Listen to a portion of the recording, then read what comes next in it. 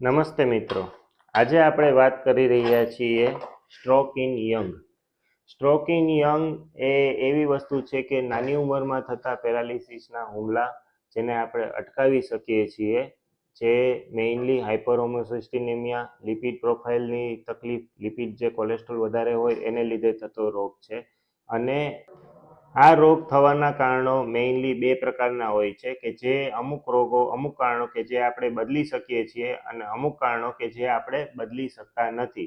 જે બદલી શકીએ છીએ એવા કારણો જેવા કે બીડી, તમાકુ, સોપારી, દારૂ, બિયર, આવા બધા પ્રકારના વ્યસનો બંધ કરવા જોઈએ. અને જે નોન ક્વોન્ટિફાયેબલ રિસ્ક છે કે જેની અંદર ફેમિલી હિસ્ટ્રી હોય છે, હાઇપરહોમોસિસ્ટિનેમિયા હોય છે, એના માટે તાત્કાલિક તમારા નજીકના ડૉક્ટરને સંપર્ક કરી અને બતાવવાની જરૂર હોય છે.